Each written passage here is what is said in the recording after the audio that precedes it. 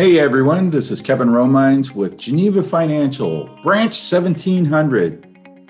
What are we going to be talking about in today's video? Well, it's just one of my very favorite subjects, real estate investing, and a couple of different models that we're going to use. So we're going to break down about 3 different models and that and more in today's video.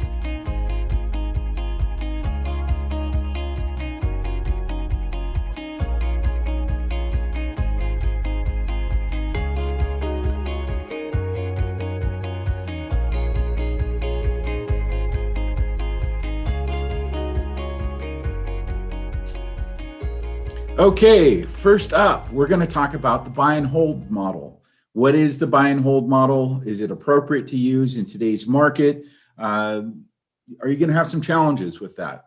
So what is the buy and hold model? So the buy and hold model is where somebody's going to buy a property pretty much turnkey. There might be a couple of minor things that they're going to do, cosmetic type repairs, or maybe a fixture or two here or there. But for the most part, they're not going to do a bunch of repairs, or they don't want to do a bunch of repairs. They just want to buy it, put their down payment on it, pay for their closing costs, and then put a renter in there and have the renter paying the rent. And hopefully, if all goes well, they're making a little bit of positive cash flow, maybe $100 a month, $150 a month, probably not much more than that dollar amount right now. Because why? Well, the market's on fire. The prices of homes have went through the roof, and that includes potential rental homes. So with regards to that, can you even cash flow on a regular buy and hold without putting a more substantial down payment? Maybe yes, maybe no. I know there are some investors that are finding luck out there, and they're finding a turnkey home that they can make some dollars on, but the vast majority of investors have not been able to do that. They've had to change areas. Seattle, you cannot buy a home and actually have it turn a profit in terms of monthly cash flow. Tacoma, Puyallup, that whole area, King County region. So all those investors are moving out to different areas. And they're doing that because that's the only way that they're going to be able to get a cash flowing property. But that is a model that is widely used, or has been widely used in the past. So what's the alternative to that? Well, the alternative is fix and flip loans. So what is a fix and flip loan, or basically a hard money loan?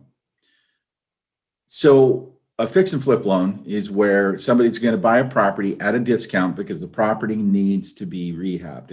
It's got anywhere from just a small $20,000 rehab to, it could be $100,000+ rehab. And the more the rehab, in theory, the bigger the discount on the home. And so you can make some decent profits if you are careful and buy it at the right price, and you're able to win the bid at that price. And also, if you are very careful about how you rehab and what you rehab, so that when you go to sell it, you know that 99% of the time you are selling it to an owner occupant. It's not going to be an investor that buys that property. It's going to be the owner occupant that pays full retail price on that home. So what does the loan do? Well, there's 2 types of loans. One is a hard money loan. Another one is a fix and flip loan. They're largely the same kind of loan, but some minor differences. So a hard money loan can go up to, generally speaking, 75% of ARV. What is ARV? So ARV is the after repair value. So the lender, hard money lender, will loan up to a maximum of 75% of whatever that number is. So let's say that you get a house for $200,000, and you're all in with your rehab at $250,000, and it's going to appraise for $400,000. Well, 70% of $400,000 is $280,000. So the maximum loan amount on that would be $280,000. Well, that's within the $250,000 that it's going to cost. $200,000 to buy, $50,000 to rehab. So in a case like that, the lender may not have a requirement for a down payment. I have a few lenders that will do that. Most of the lenders still require you to have a down payment regardless of that number. So down payments, they can range anywhere from 0 to 20%. Hard money, we'll work with a first-time investor, somebody who's never flipped a home. Fix and flip money will do it too, but their interest rates are going to be very comparable to hard money. You don't start getting better interest rates on fix and flip loans until you've got at least 4 properties that you've completed in the last 24 months. So the fix and flip money is based on the tier system.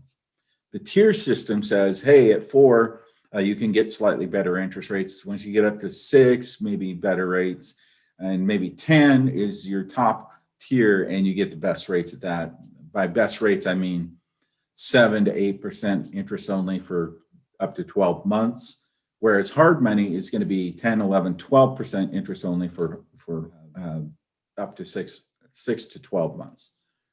So just a few differences between those kinds of loans. But again, the whole goal is you're going to get it bought, you're going to get it rehabbed, and you're going to get it back out on the market for sale.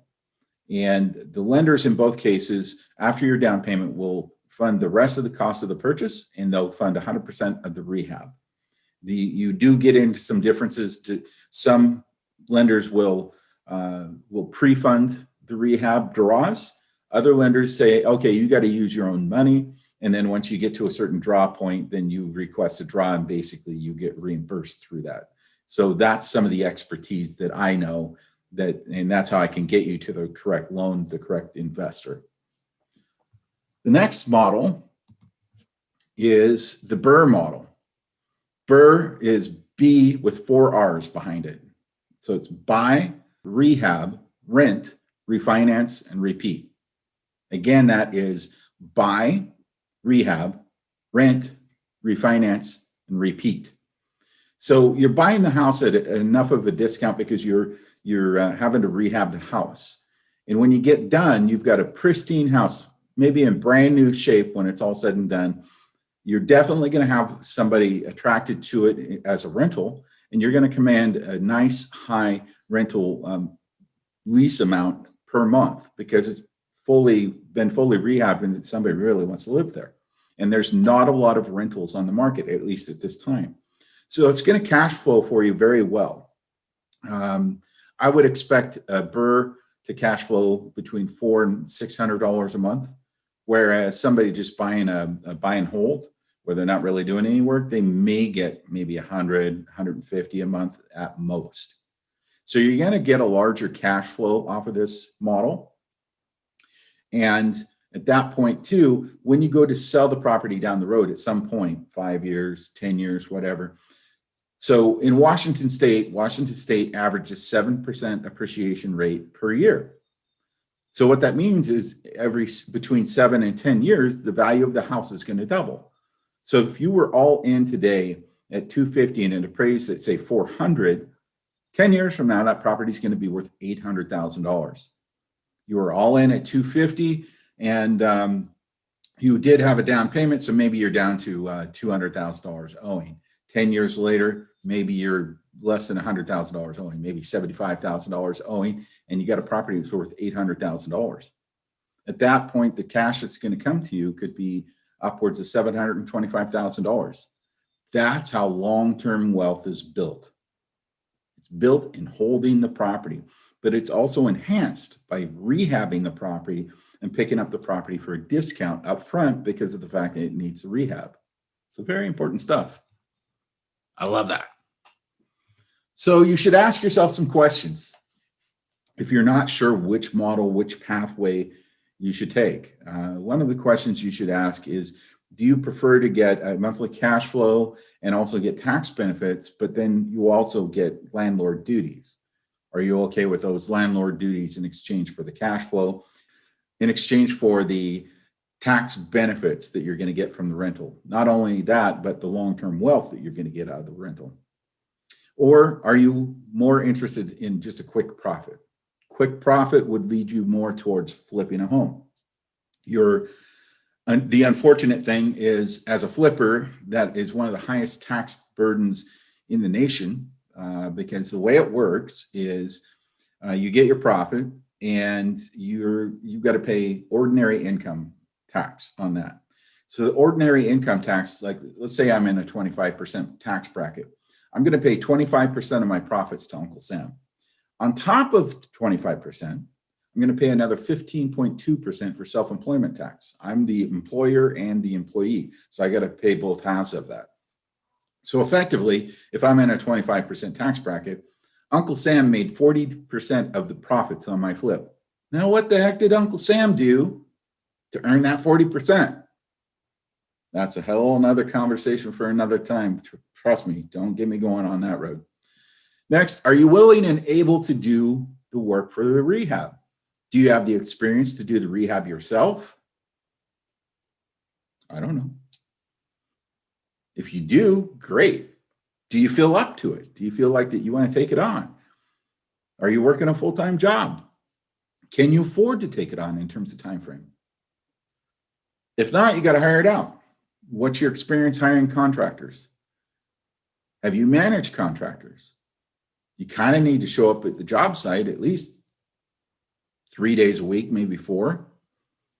You need to have eyeballs on that job site to make sure that, number one, your contractor's showing up. Number two, the proper materials are going in there. And number three, that the scope of work is being completed in the way that it should be completed. If you're not willing and able to do that, then you're more on the buy and holder side, which good luck trying to find the right property for that, but it's out there. You can find it. And the last question, do you have the down payment that you need for all these different methods of doing these loans? Could be anywhere from 0 to 20%, plus closing costs. Closing costs usually run about 5%. So if you've got a 20% down payment, another 5% in closing costs, you've got to be all in on the purchase price at that deal or the loan to cost on that deal at 25%. That could be a pretty large down payment. Not everybody's going to have that. So you got to talk to a guy like me in order to figure out what are your best options.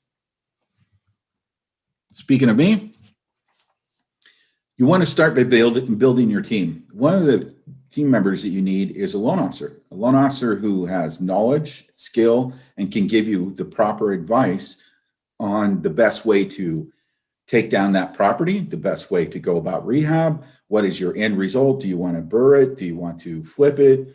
Are you more looking for a buy and hold? You need a guy like me on your team. You also need other players. You need a CPA that is real estate friendly and understands real estate principles. Not all of them do. You need an attorney, a real estate attorney, one that does work for other people with real estate and also does work for people that have a lot of rentals, would be preferable. You need a home inspector on your team. A home inspection is one of the best set of money that you can spend when you're doing these things. That home inspector can save you thousands of dollars, and it also starts to build your scope of work. So they're going to pick up the things that you're not going to be aware of or you're going to miss, and they're going to start building your scope of work. From there, you build out the rest of your scope of work in terms of, okay, I want to do this to the property and this and this, and here's the line item costs. Those are just some of the people that you might need on your team. So call me today, text me, email me, however. Let's get the conversation started. Tell me what your goals are. Tell me what kind of volume you hope to do. What kind of capacity do you hope to do? Do you have any business partners in this deal? And I'll help start connecting you with the team that you need in order to do what you need to do.